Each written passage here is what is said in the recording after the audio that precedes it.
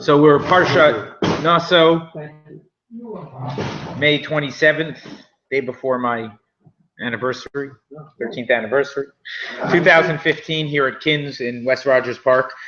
We'll mainly discuss the Sotah in Parashat Nasso. That's in Perek Hay. And maybe at the end, if we have some time, maybe we'll get to a discussion of the somewhat related Nazir, right? Chazal discussed the juxtaposition of the two, which has come up recently. Sotah we'll mainly discuss. It is an interesting difference between the view that the Torah has and the view that Chazal has, a theme that we've discussed a couple of times over the weeks. And also another theme we've discussed a lot is putting things into their historical context and into the context of the time, especially in light of what we said in the name of the Rambam, which is that his view, and this is a radical, this is a drastic point of view, but it's the Rambam, so it's also a foundation, you know, in terms of one point of view to look at, is that the Torah was taking a society where it was and bringing it to an ideal. So not every ceremony of the Torah in that point of view is in itself an ideal, and if you find things that are lacking, and then this entire ceremony is predicated on an inequality between the man and the woman to some extent, although we'll see that it plays differently in the Torah than it does in Chazal. Chazal seem to want to already try to even that out to some extent. Well, I mean, on a most basic level, there's an inequality in that she's being accused of adultery, which is something that... Oh, you're talking about a crime. Yeah. I thought you meant basically, inherently, a woman is different. No. I mean, by a different standard, right? Different standard in this halachic realm of Sotah. It's easier to get her than him. Although, we'll see later, we're going to come back to this later, even though we do look at it from her point of view in terms of the punishment, actually Chazal do tell us that the adulterer, the man, is well, he's going to be punished the same as her. In other words, whatever punishment she gets, even if it's in the Beit HaMikdash and in this public way, he's going to suffer the same consequence regardless. Right? Not her husband, the one who slept with her. I think the husband has to be innocent too. Well, yes, we're going to get to that as well. That this is another dimension that the pasuk says something that Chazal interpret to mean that as well. That if the husband is himself culpable, the whole thing is off. And of course, we know that we don't do this nowadays because the society as a whole is not living at a standard. But that's all going to come out. Let's get there. Let's get there. Well, if she's innocent, not only is she found innocent and her husband is found to be falsely accusing her and embarrassed that he accused his wife and that she wasn't in that, but she's given a special a blessing, and she's supposed to... made to go back with her husband. Well, made to go back with her husband is very interesting that you put it in terms of that, because... Well, right, but more than that, she never had to accede to this ordeal. And I use that word ordeal very specifically, as you'll see in a moment. If she's guilty or if she's innocent, she can avoid it. If she doesn't accede to it, the community will assume her guilt. Correct. So this is an out for her if she doesn't want to live as somebody who has a presumption of guilt. Now, if you want to look at that as unfair, and we could, she has done things to get herself that presumption. In other words, her husband already told her, there's word out that you and this man have been involved in suspicious behavior. Please don't be secluded with him. Because if you're secluded with him, I'll have no choice but to further suspect you and bring you to this ceremony. And she does that. She secludes herself with a man other than her husband after she's warned in front of witnesses specifically not to do that. So she's not completely innocent in terms of why she's being suspected. Nevertheless, she can walk away with a divorce and not go through the ceremony. She does forfeit her ketubah in that circumstance, right? The husband can walk away and not accuse her, just divorce her, of course. He can always divorce her.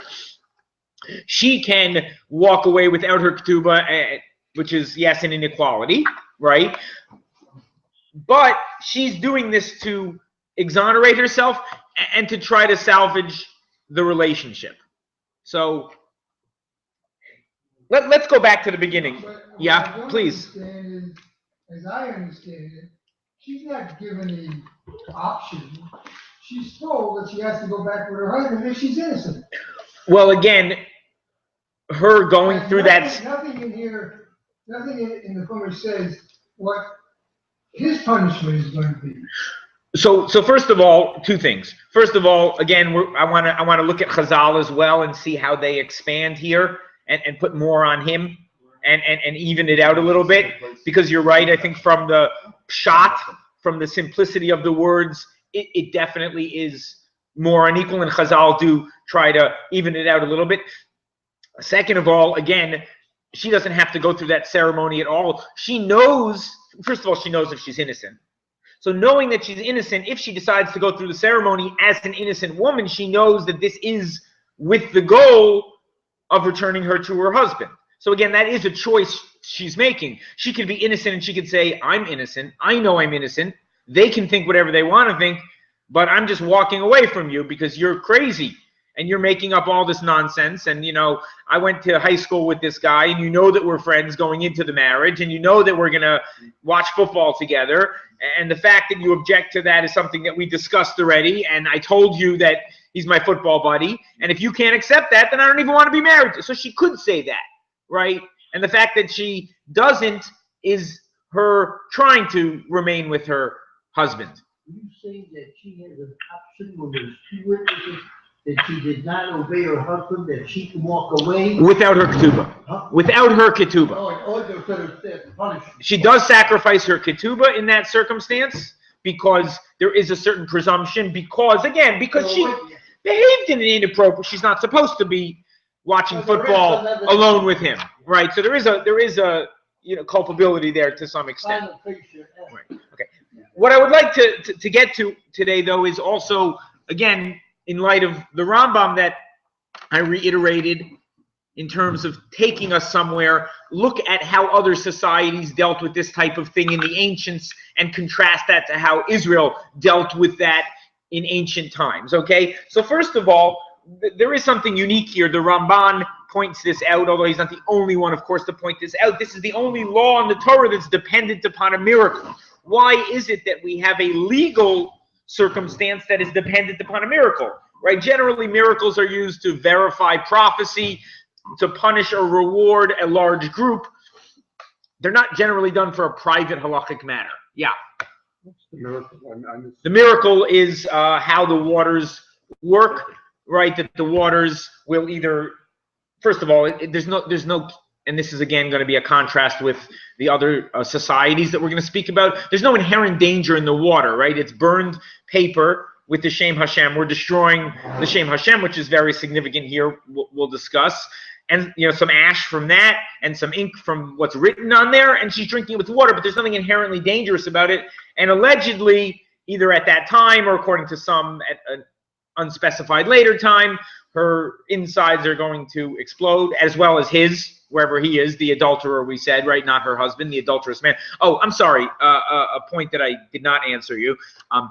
There is an entire parsha of the husband falsely accusing his wife. It's called Motzi Shemra, right? So that's dealt with elsewhere. The husband is not allowed to just falsely accuse his wife, right? That is actually the paradigm of a false accusation, is the husband falsely accusing his wife of adultery. So, yeah. Where do they say his stomach is going to blow up? So that's Chazal. We're gonna get there to the contrast. It's in the that's in the Mishnah in Sotah. So miracles are normally saved for that, right? So the Ramban says, well, we're trying to keep the purity, so to speak, the yichus of Klal, so we're going to create mamzerim by allowing this type of behavior to happen, and also to allow the Shekhinah to rest upon Israel. However, the final pasuk, and you should look at this inside for a moment, it's significant the way Chazal are going to interpret it. That's Perek Hey in Bamidbar, Pasuk Lamed Aleph, the final pasuk in this parsha, the final pasuk in the Perek as well. It's on 758 in the stone. V'nika ha'ish me'avon ve'ha'isha hahi tisa et avona. So he's got to be innocent of sin, and she as well will then carry the sin. And Chazal take that to mean that what we said before, that he has to be completely innocent of any sexually promiscuous behavior at any time, or else it's not going to work, right? If he was in an improper relationship, if he was with his wife when she was a nida, actually this is the big one. Even though technically speaking he's allowed to be polygamous, which by the way is going to be another behavior that some are going to look at in the context we discussed before of not an ideal, but getting towards an ideal. But he's now forbidding his wife, assuming it's his only wife, he's forbidding his wife to himself for the duration of the ordeal. In other, it's his only wife. he could have more than one wife, so it could be he. Well, I'm just saying in terms of him restricting relations to himself for the remainder of this ordeal. If he has another wife, so then maybe he's got somewhere else to go. But assuming he doesn't, he's not allowed to be with this woman until the ordeal is resolved. In fact, they have people. He can be with the woman who's not his wife. Well, why did you bring that in? It confuses everyone. Well, I'm saying his wife.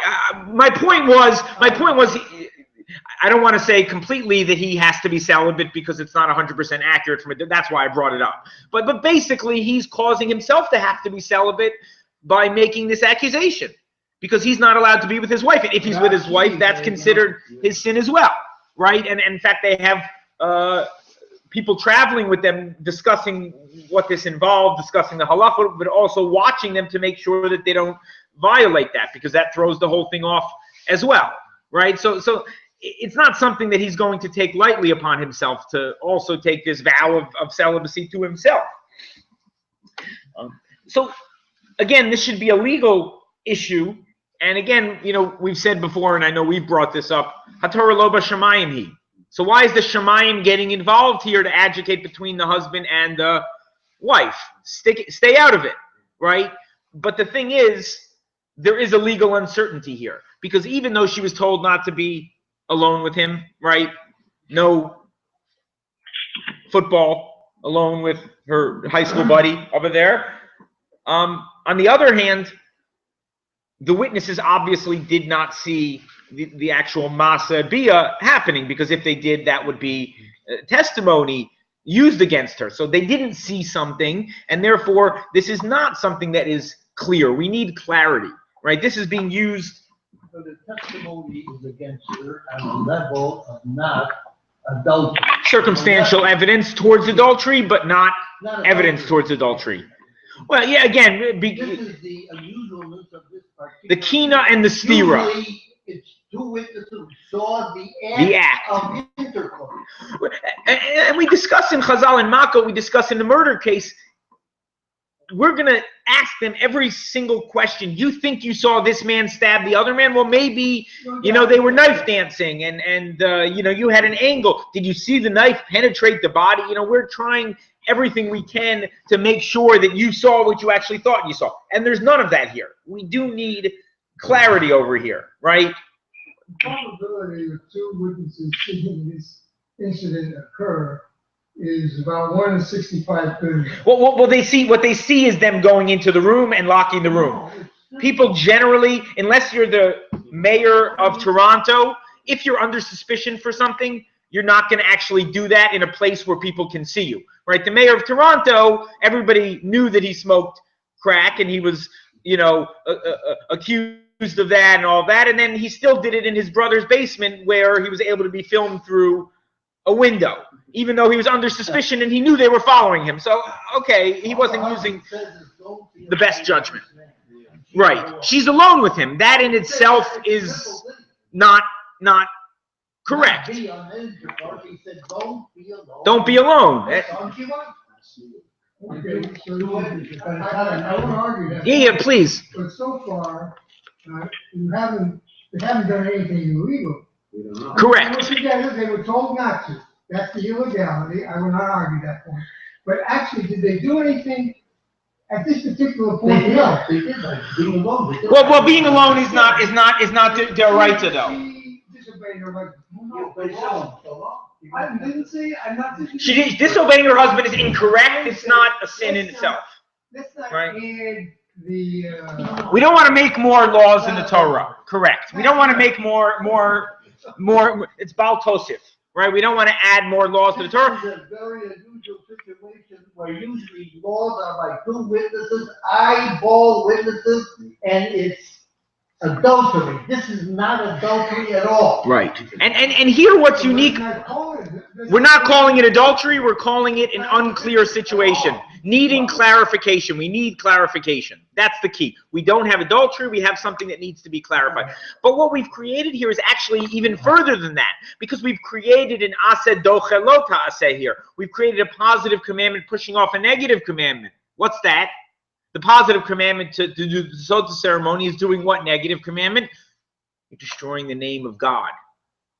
Right? Because you're writing the name of God and destroying it within that ceremony. And you're not supposed to erase or destroy the name of God for whatever that means on a larger level, but it's an Isser lo ta'aseh in the Torah. So you're actually not only creating this miraculous circumstance, but you're being over in that a lo ta'aseh.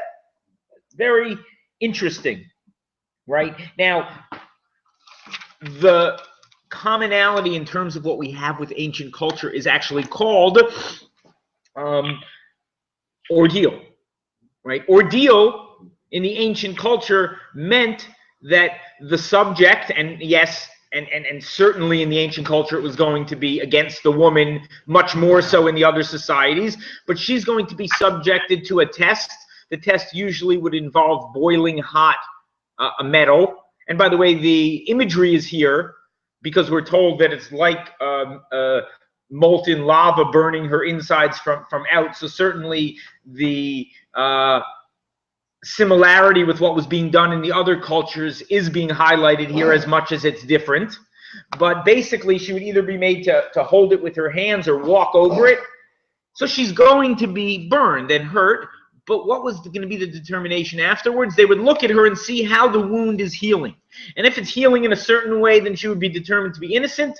And if it's healed in a different way, negatively, then she's going to be guilty, right? So that is a very different ceremony, and the Torah is trying to work from that, but away from that, and there certainly is a contrast. And let's discuss...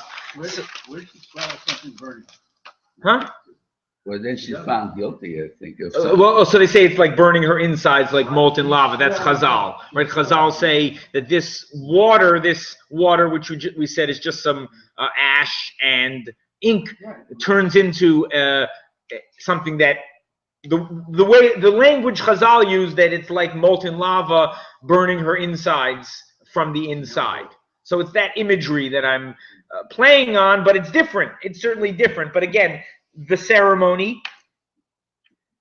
Now, in that ceremony, the person has to, they might confess even if they're innocent because they're going to be hurt regardless, right? Which is not true in the Torah. They might not want to go through the ordeal, but if they really know they're innocent, then the Torah is telling them that they're going to, They'll be all right. They'll be all right. You'll come out okay. On the contrary, you'll have a blessing. Positive things will come to you, right? There is harm. You'll have a baby. You'll have a baby. There is harm in the ordeal, and there's not really a clear distinction between an innocent and a guilty party. Here, even if it happens later on, whether she has a baby or whether she dies a horrible death is supposed to be a clear distinction between one who is innocent and guilty, right? Even if she's declared innocent in the test, there she is still harmed. And in the case of the ordeal of the others, this seemingly miraculous ceremony has a really rational explanation in terms of people heal differently, right? There's no real miracle there. Was she harmed if she's innocent? Or was she harmed? In that ceremony, she's burned. She's taking this boiling hot. It's not boiling hot. No, in the ordeal of the other cultures, we're contrasting it with what happened in other ancient cultures to show how the Torah was creating an elevated form of this ordeal, a different ceremony, trying to work away from that type of, completely misogynistic and anti-female idea. Yeah. What do they do? Do they do anything with the guy who does the seducing? In their cultures, probably not at all. In our culture, that's what I mentioned before. I hinted to before. That's the Mishnah in Sotah, Mishnah Aleph in Perek Hay of Sotah, and the Gemara discusses it as well, that the adulterous male partner suffers the same consequences wherever he is. He's not brought there for the ceremony. And by the way, again, the husband going through this and going to witnesses and warning his wife in front of witnesses and bringing his wife up there, it's not something that is really dignified for him either, to have to accuse his wife, because people are looking at him like, what's wrong with your wife that she had to go elsewhere? Well, it's interesting that you say that, because I think that this ceremony is trying to save the marriage in their world and according to the values they had, because again, they each have an out if they want to leave the marriage. He can just divorce her without going through the Sotah, and she, we said, can leave without her ketubah. So this ceremony, as strange as it seems by our values today, was actually trying to save the marriage, right? By, look, you're suspicious. Once you see through miraculous intervention that your wife is innocent, hopefully that will be enough of a thing to get rid of the suspicion. In other words, it's going to take a miracle to save this marriage. So you're right that by natural means the marriage is over once there's suspicion. That's for sure, right? Once they're treating each other with this type of suspicion, what's going to salvage this marriage? Nothing short of divine act. Right. This guy wants a baby, here. He can make up this, he's willing to go through it. Well, no, it's not going to work then, because Because if the accusation is false, the whole ceremony doesn't work, right? That's a motzi shemra. That's a sin from him, and this entire thing is only generated by, well, again, first of all, she would have to have done the wrong thing and been, right, she would have had to have been alone with him when she shouldn't have.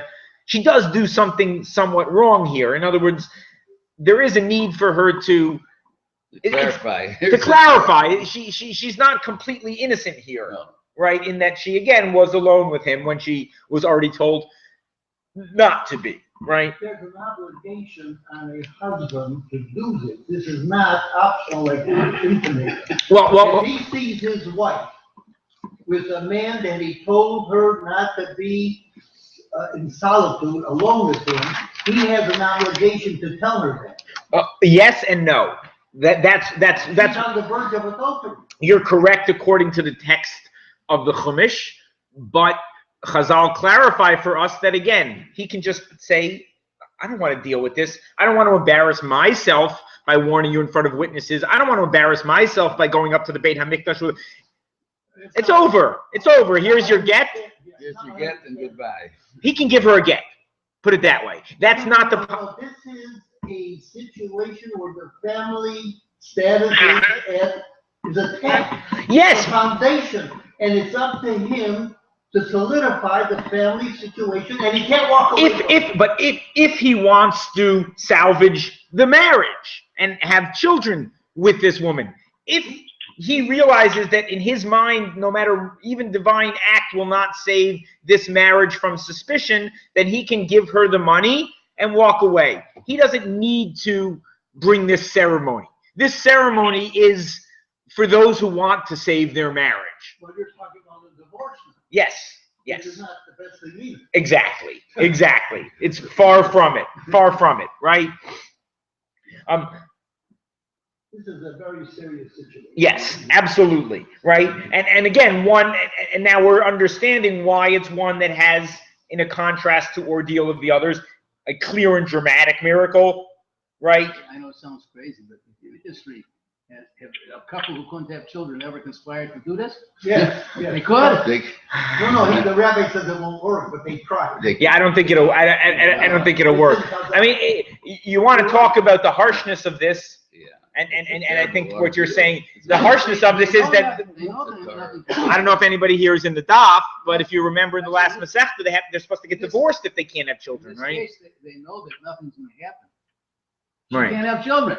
Right. Again, but the conspiracy involves another man and warning in front of witnesses and. Becomes a I said it's a tainted pretty good person. conspiracy. Yeah, it's a good conspiracy, how to get a bracha from Hashem. You could also daven, Right. There are better ways. there are better ways. But in the end of the day, even the Kohen's interpretation is not going to help. Only the ceremony is going to help. Now, again, the similarities to the ordeal of the other ones is that there's a lack of proof, lack of witness proof.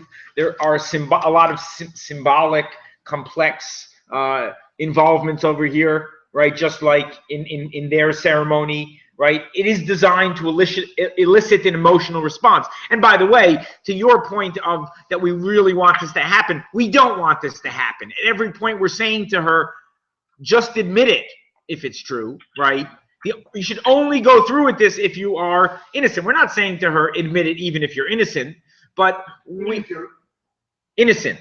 We're not saying that to her. We're saying to her, if you're guilty, just admit it now. Don't go through this. We don't want to erase the shame on Meforish if we can avoid it. We don't want to cause this ceremony, only if it's absolutely necessary, right? Now, Chazal obviously are going to be explaining this all in a way that is juxtaposing it and in a drastically different way from the ordeal that they saw in the other cultures of their time, right? And again, this is all in line with the way the Rambam explains that the Torah is trying to graduate us. I just came up with that word, but I think it works to graduate us from the cultures and the societies of that time towards a higher level morality, right? Unfortunately, in terms of the sexually deviant behavior, Chazal have to tell us that it got worse to the point that we couldn't do the ceremony anymore because you can only clarify when, again, everybody is really innocent.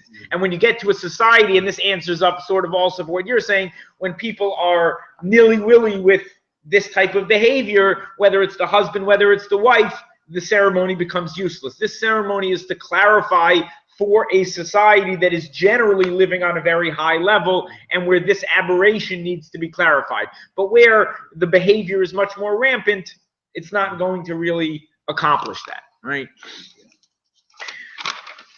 Now, in terms of the Ramban's idea that we said before, that this glorifies Israel and allows for the Shekhinah to rest among them, it doesn't really answer all of the questions, because why then are we trying to avoid it?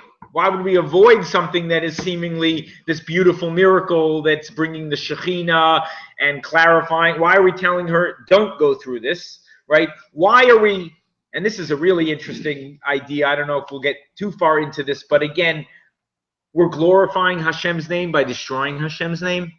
We're bringing Hashem into Klal Yisrael by defaming and destroying his name. No, on the contrary. We learn from Hashem that he's willing to do this with his name, this degrading thing, to solidify a marriage.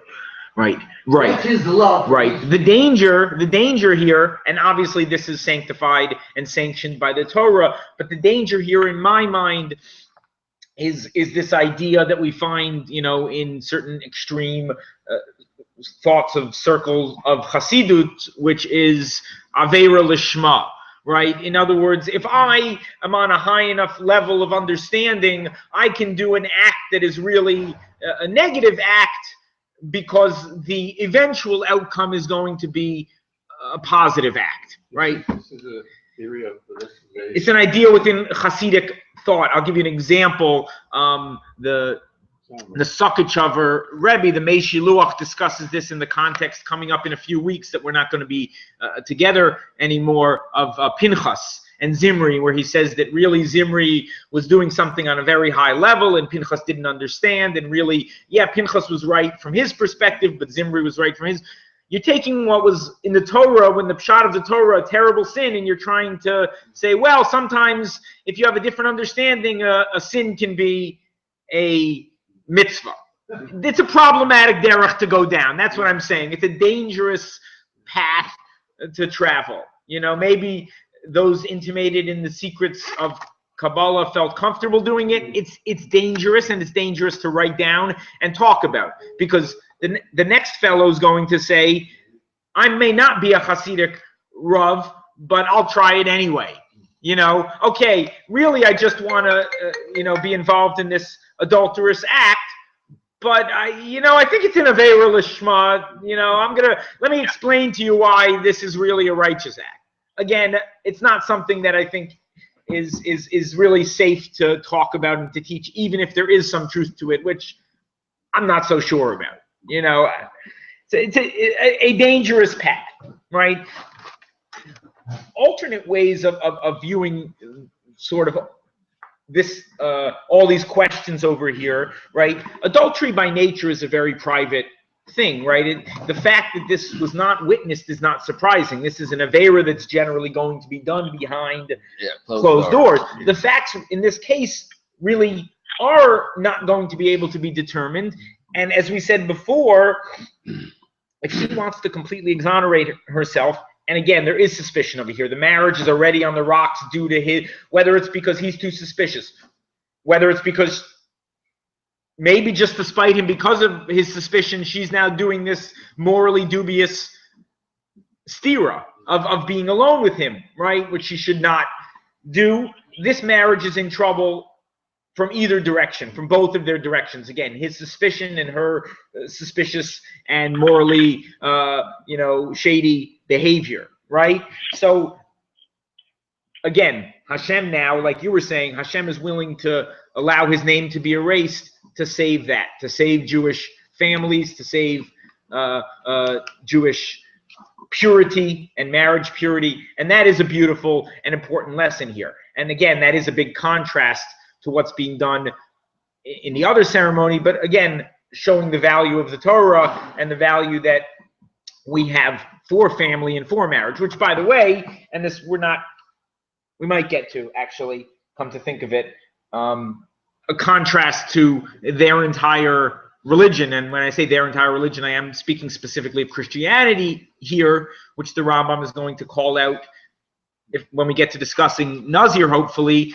of they don't have family and relations as a value, right? And procreation is a value. To them, it's b'di'evet, right?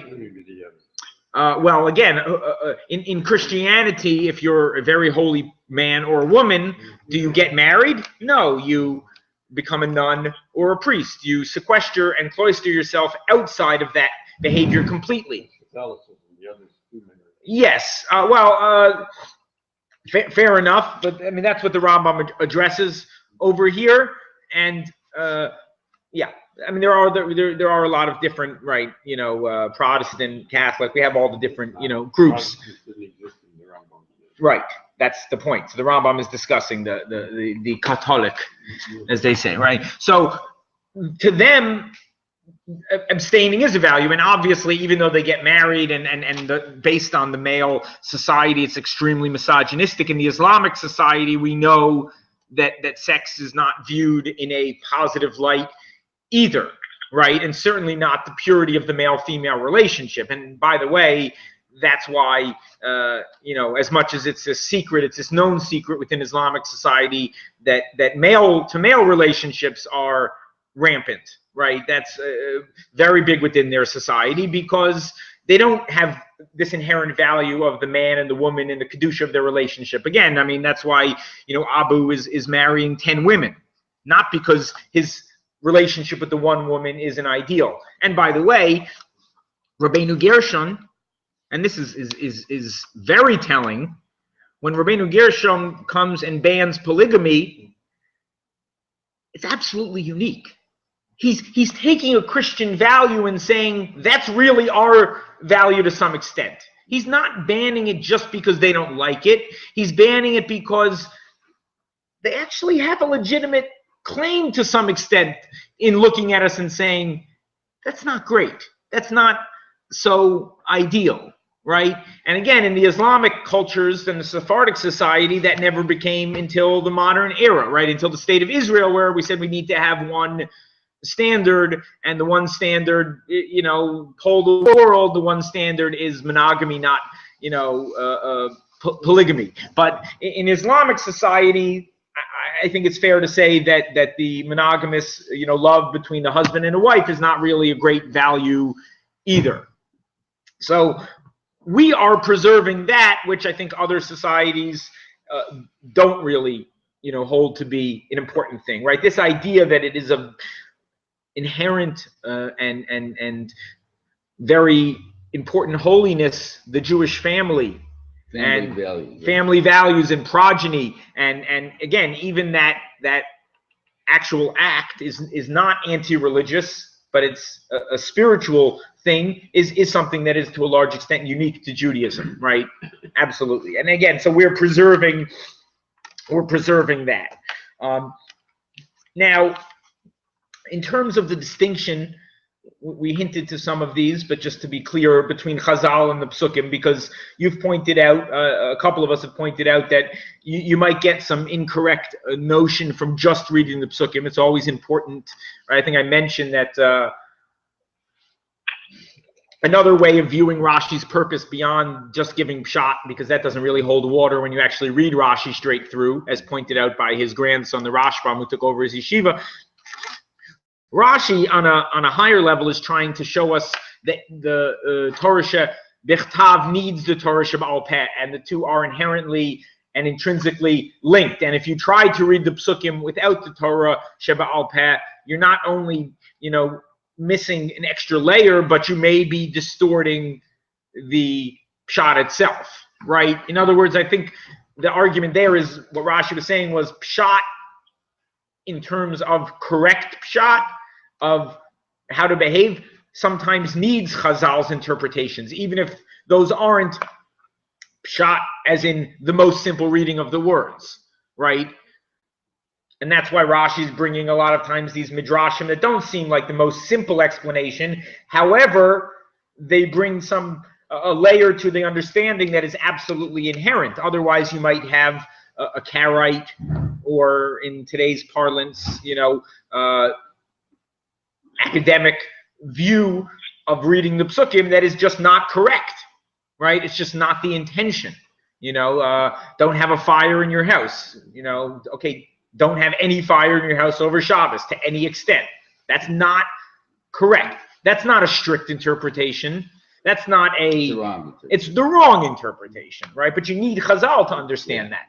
Without Chazal, you are missing that. You're losing that. It was a group, though. The Karaites we mentioned before. By the way, interestingly enough, I don't know if I mentioned this in a previous class. I'm not 100% sure. I don't think I did. But, you know, you had during the second Beit HaMikdash the Tzedukim. And the Tzedukim had some different political agendas, and they also wanted to control the priestly order, and they had infiltrated to a strong extent the Kohanim. But a lot of their arguments were also because the rabbis were, you know, a different type of leadership, were against the Torah She'Ba'al Peh. So some of their ideas and their arguments, an amazing paper I read, I found it online, Rabbi Dr. Bernard Revel from Yeshiva University. His doctoral thesis was on comparing Sadducees, Karaites, and Philo's ideas, because Philo lived around the time of Chazal, but he was outside of their system because he was in Alexandria. So some of his ideas are sort of pre-Chazal. They're coming from a very, yes, influenced by that. It's unclear if he even knew Hebrew or was just reading the Septuagint, right? He may have not even Philo, but he had a depth of understanding. But it was this real. So he discusses there, Revel, that when Geiger came around to be one of the founders of the Reform movement, so he corrupted the historical texts to try to explain that and this is not, I don't believe, correct, and I don't believe the evidence is there, but to try to say that there were Tzedukim throughout history and they joined up with Karaites in their day, and then they're continuing until our day. Why is he trying to do that? Because he's trying to show that his reform movement of non-observance of the Torah Sheba'al Peh is not a new movement, right? That's something that historically has, from the Tzedukim till today, has been a movement within Judaism. So again, he's corrupting sort of the historical record for his purpose. So there have been groups throughout history, although I don't think they've been consecutive. I think that it's a corruption of the historical data to say that they've been consecutive. But there have been different groups, and obviously within Reform and conservative thought, there is a variety of I don't want to paint that with a broad brush, but there is a variety of different thought that is also in that category of dismissing the Torah Sheba'al Peh. I don't think the conservative movement is Huh? I don't think the conservative movement is The conservative movement, I would say, leaves it up to the individual to decide. They don't demand that you accept, for example, that, you know, Torah Sheba'al Peh is divine and etc. They will study the Torah Sheba'al Peh for sure, but are they studying it as an archaic and interesting man-inspired work, which some of those things are true anyway? But in other words, is it from is the Torah Sheba'al Peh from a basis of Sinai and from biblical? And I believe, and this is a longer discussion, I think, outside of this one today. Geiger's not from our ship. Geiger's different. That's reform. Reform. What he said about Hirsch, Reb Shimon from Hirsch, the names he called it. And they were Ben Bias, or he was Ben Bias by Rav Hirsch's house when he was young. So it's just a lack of a Sotah. They called Hirsch's religion the pots and pans, you know, Right. You're a day with all the. He was a, you call it whatever you want. When Reform, 15 years ago, Reform had in Pittsburgh, because that's where their original, you know, they said it's okay to do mitzvos. If you think that mitzvos will enhance you, it's okay. That is in such stark contrast to actually what they had stood for till then. In other words, if you find a mitzvah, find an observance that you find to be meaningful to you, and it will enhance your connection to this ancient, you know, not really. On the contrary, that's the point. The originators of Reform, like Geiger, etc., they spoke so derisively about things like Brit Milah, right? Things like Brit Milah, things like, you know, it's barbaric and archaic and disgusting. And Hirsch, a brilliant prince of our religion, what he called Hirsch.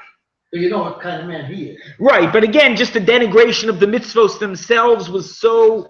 They threw everything out. They threw everything out. And again, in the modern day, they had to step back because they were losing everybody.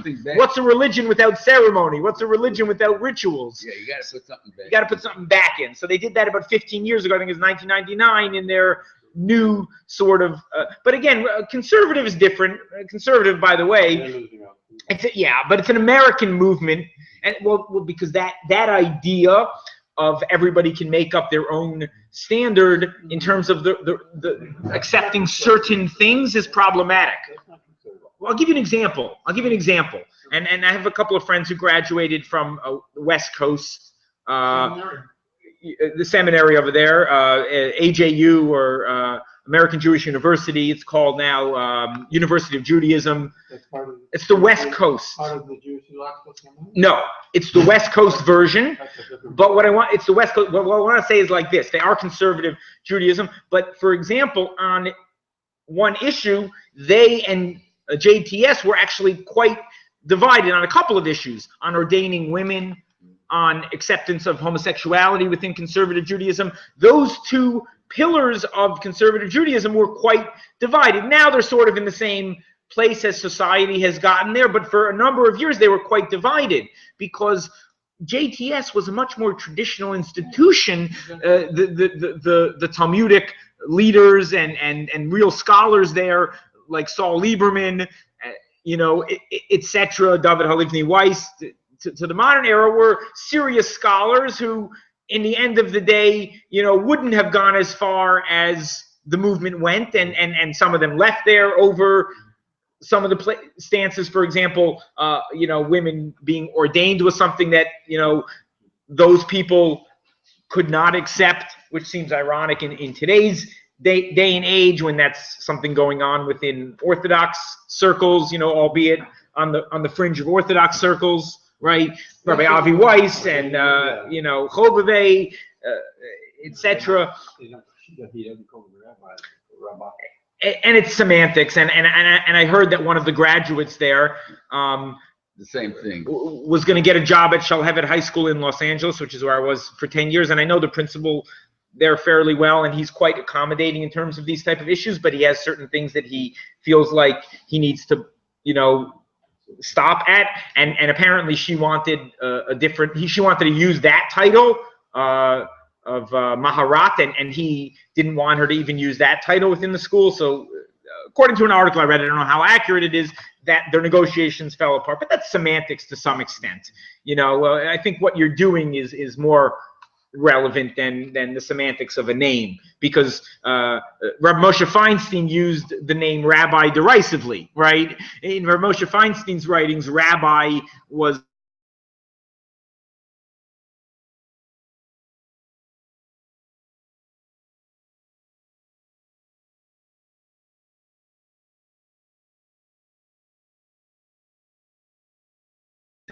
to some extent. Yeah, it can be very divisive and destructive as well.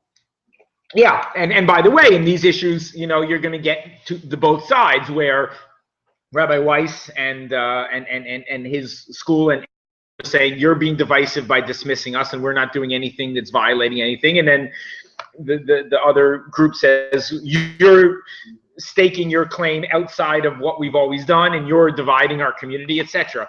And there's these ways to see it. And by the way, now it's spreading. I mean, not that it hasn't before. And if you want machlokas and divisiveness, unfortunately, Eretz Yisrael is.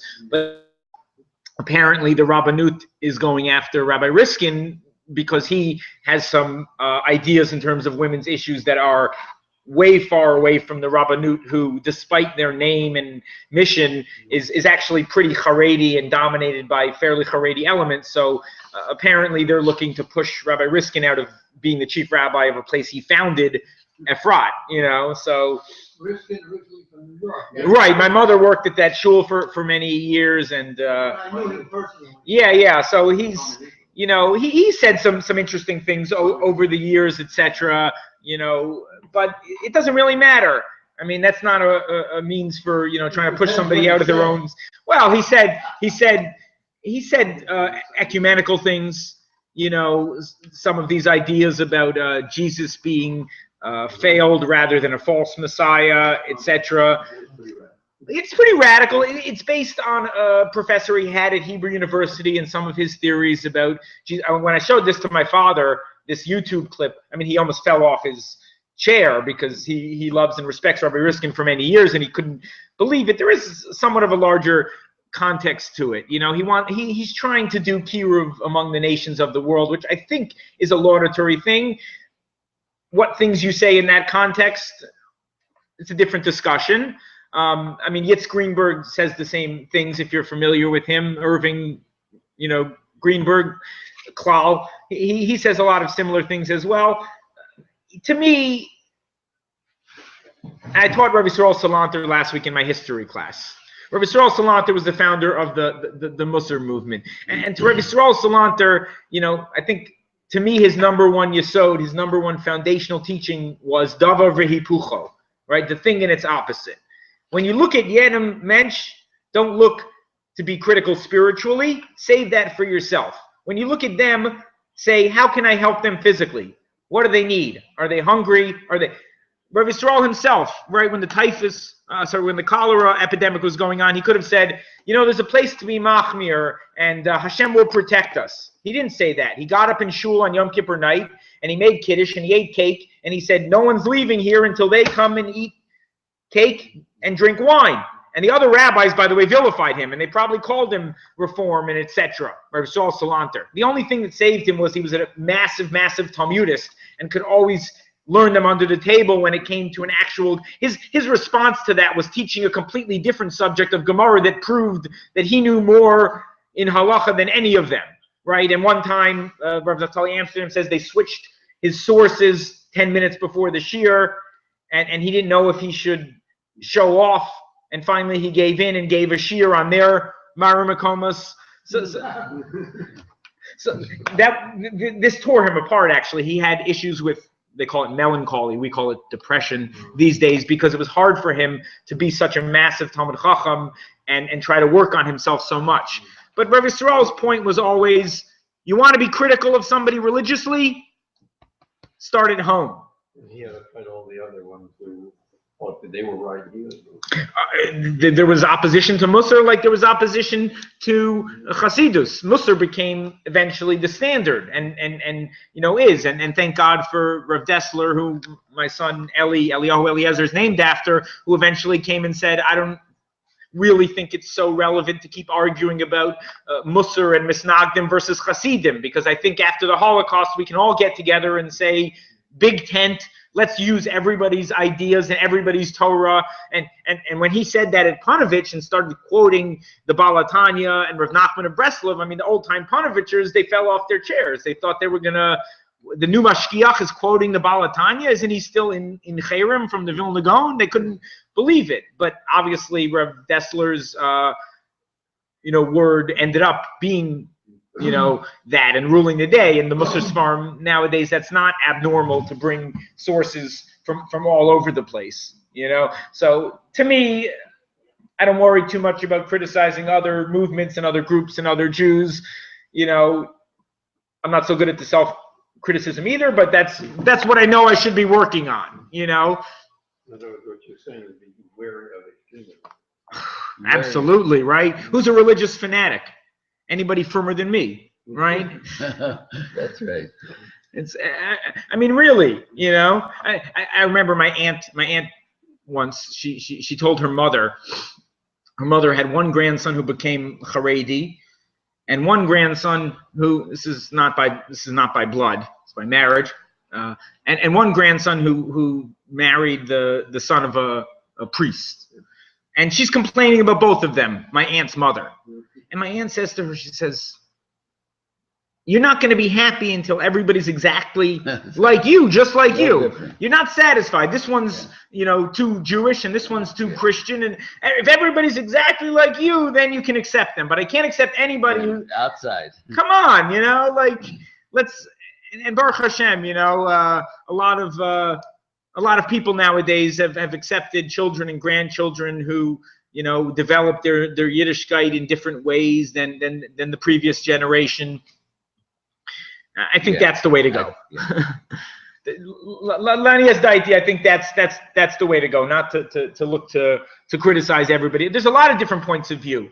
If we can jump over for a minute to and we could go on and on, with Sotah, but let's go over to Nazir just for a minute, because I found the Rambam that I mentioned a few weeks ago and I want to look at it inside. You want to talk about drastically different points of view within Judaism. I mean, absolutely fundamentally different points of view, Rambam and Ramban, on many different levels and in many different spheres. And here, certainly, right? And Rav Soloveitchik, I think, really summed this up. It's a very academic work. So I like when other people pull quotes from it that I can understand properly, halachic man, because otherwise, I get lost in some of the depth of the language. But Rav Soloveitchik, in describing the ish halacha, as opposed to, the man who is, in this world as well, he says the aspiration to achieve a state of ecstatic transcendentalism, the negation of life in this mortal world, the annihilation of existence and reality, the reaching out of the religious personality to the ethereal world that stretches beyond the confines of tangible existence, is embodied in many of the systems of conduct involving asceticism, vows of abstinence and withdrawal from society, i.e. the Nazir, right? The religious personality sometimes imagines that affliction, suffering, fasts, and solitude constitute the media bringing immortal happiness to man, right? The less I'm in this world, the holier and closer to God I am. According to his outlook, the man who withdraws from the world and forgoes earthly and ephemeral pleasures is rewarded with eternal life and a sublime spiritual existence. So there he's sort of summing up the point of view of the Ramban. Pas b'melech tochal, to be an ascetic. In contrast, we have the Rambam in Hilchot Deot, Perek Gimel, Halacha Aleph. Shema Yomar Ha'adam Hoil V'Hakina V'Hataiva V'Hakavod Kiyotz B'Zeh Derech Ra Hein Motzin Adam Min Olam. Perhaps a person will say that jealousy and desire and honor are just a bad way to go, and they remove a person from this world. Efrosh Mehen B'Yoter V'Esrachek L'Tzad Achor. I'm going to completely remove myself from them, and I'll go to the extreme. Ad shelo yochel basar v'lo yishta yain. He's not going to eat meat. He's not going to drink wine. V'lo yisa isha v'lo yeshev b'dira na. He's not going to have a nice house. He's not going to get married. V'lo yilbosh malbush na ela hasak v'atzemer hakasher v'yotze behen kigon kohane ha'ovdei kochavim. He calls them in the unedited. This is a little older version. He mentions them by name, right? The Komrim, the priests. That is the non-Jewish priest's way of life. Gamzeh derech rahi. Also a bad way to go. The asr leilechba. The Rambam says it's absolutely asr to go in that way. Hamahalech b'derech zu nikra choteh. He says that's why the Sotah is called a choteh, because he needs to go to this extreme. Why does he need to go to the extreme? That's a different story. You mean the Nazir or Sotah? I'm sorry, I said Sotah Nazir. That's why the Nazir is called a choteh. That's why he brings the korban chatas, because he needs to go to this extreme to get himself back to the shvil hazahav, to the mean, right, to the middle. But he shouldn't have to do that. The extremism in the short term is not a good thing, says the Rambam. Shariu Omer ben Nazir v'kafar alav ma'asher chata ala nefesh. He sinned on himself. Amr chachamim u'ma'i nazir shelo pirish elamini yain tzarech kapara hamonea atzma. We call davar v'davar al achas kama v'kama. So a nazir only separates himself from wine. I mean, tumah is not that big of an enjoyment, and he's called a sinner. Somebody who removes himself from all enjoyment and pleasure in this world, that's a real sinner, says the Rambam. He knew his stuff. He knew. When the Rambam's brother died on a journey, although I found out recently that maybe the Indians think that maybe his brother didn't die and maybe he settled in India over there and helped that community, but it seems shaky. When the Rambam no longer had the means of support that he relied upon, ironically, since he didn't believe in getting paid for rabbinics, but it was a big project, the Mishnah Torah. It was 10 years, so his brother was sort of supporting both of them. When that fell apart, he didn't go to medical school. Right, he had that knowledge and was able to work for Saladin. How did he get that knowledge? Because he believed in the inherent value of studying knowledge in those works and had studied them all of his life. Right, it wasn't something that he even had to pursue separately. It was something that he was always pursuing as a Torah scholar. Was philosophy and science and those truths. Right, because he says truth in the world is emes, and emes is Hashem and Torah, and they're not separate, they're not different. So that's the Rambam. The Ramban, by the way, was a great man as well, and certainly he was influenced by the Kabbalah of his day, which is different than the Kabbalah of the Arizal.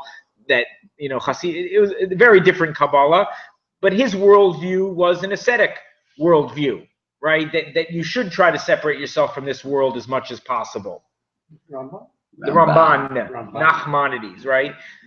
That was a different point of view. And is it legitimate or it's not? Let everybody choose for themselves what derech they want. To me, I think the Jewish tradition lines up with the Rambam, right? Aaron's sons, according to one opinion, Chazal, their sin was not marrying, right? When the four went into Pardes, you have one of them who, is not married, is a Ben Azai. It's not a positive thing. We don't have this value of being, single and separate from this world as being a positive thing. Obviously, Nazir tells us that there's an extreme to avoid, right? We don't want to become a Baal Taiva. We don't want to become subsumed with our pleasures and enjoyment to the point that, we don't see anything else. We don't have time for Torah and mitzvos. We don't appreciate this world. We abuse this world. That's not the point. But so different points of view. Thank you guys so much. An absolute pleasure.